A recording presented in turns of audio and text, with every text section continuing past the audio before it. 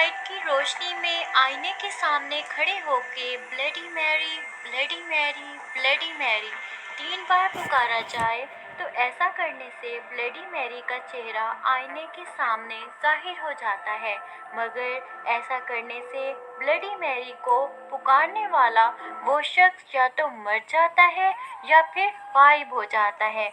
Bloody Mary की कहानी आज से 400 साल पुरानी है, जो एक इंग्लैंड की बहुत ही प्यारी शहजादी मानी जाती थी, मगर आज लोग ब्लडी मैरी का नाम लेने से भी डरते हैं, जिसकी मौत 17 नवंबर 1558 में हो चुकी है। पर आज भी लोगों का मानना है कि 1558 में मर चुकी ब्लडी मैरी को कैंडल लाइट की रोशनी में आईने के सामने खड़े होके 3 बार bloody Mary, bloody Mary, bloody Mary पुकारने से ब्लडी मैरी का चेहरा आईने के सामने ज़ाहिर हो जाता है, मगर ऐसा करने से या तो वो शख्स मर जाता है या गायब हो जाता है। और कुछ लोगों का मानना ये भी है कि या फिर वो उसकी आंखें निकाल लेती है और उसको मरने के लिए बाहर छोड़ देती है। ये एक रियल स्टोरी है और हिस्ट्री में भी इसकी पूरी कहानी मौजूद है। ब्लडी मैरी की स्टोरी जानने के लिए मेरी ये वीडियो पूरी देखें। ब्लडी मैरी 1816 में पैदा हुई। ये इंग्लैंड की क्वीन थी। इसका नाम मैरी ट्यूडोर था और इस क्वीन की मौत के बाद इसका नाम ब्लडी मैरी रख दिया गया, और इसकी क्या वजह थी ये मैं आपको बताऊंगी इस वीडियो में।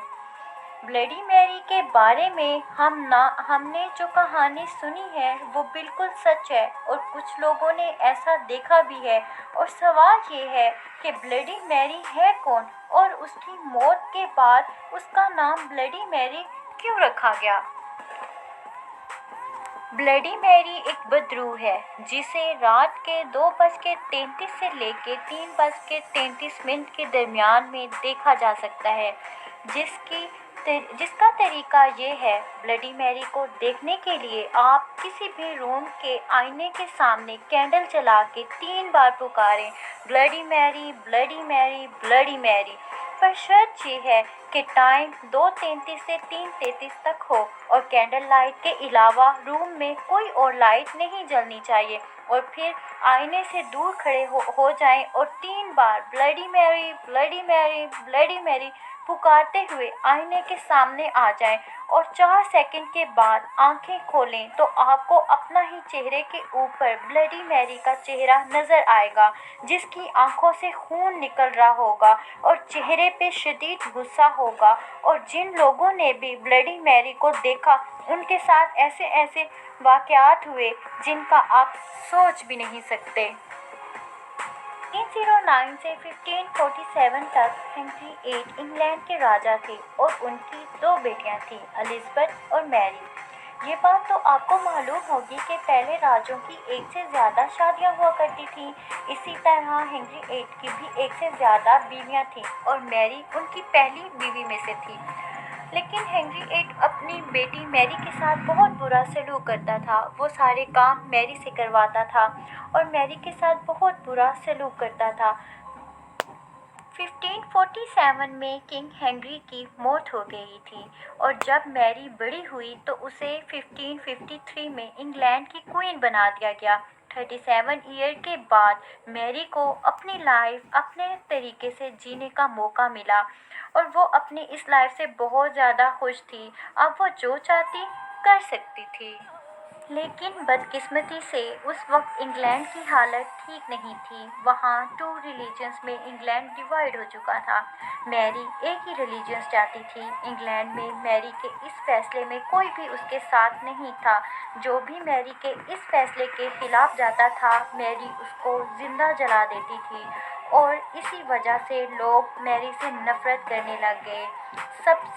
सब उसको एक चुड़ैल मानने लग गए थे, और मैरी के बारे में माना जाता था कि वो खून से नहाती थी, और उसका मानना था कि खून से नहाने से बंदा ज़्यादा अरसे तक जवान रहता है।